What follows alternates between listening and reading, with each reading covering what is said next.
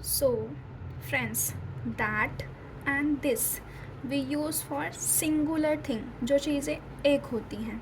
That means होता है वह. That का यूज़ हम उसके लिए करते हैं जो चीज़ें हमसे दूर रहती हैं, दूर के ऑब्जेक्ट्स के लिए. और this means होता है यह. This का यूज़ हम पास वाली चीज़ों के लिए करते हैं, जो ऑब्जेक्ट्स हमारे पास होते हैं. So, see now example.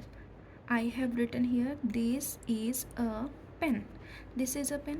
यह पेन मेरे पास है, मतलब नज़दीक है ये, तो इसलिए मैंने इसको बोला दिस इज़ अ पेन. अगर फ़ैन मुझसे दूर है तो मैं क्या बोलूँगी, दैट इज़ अ फ़ैन.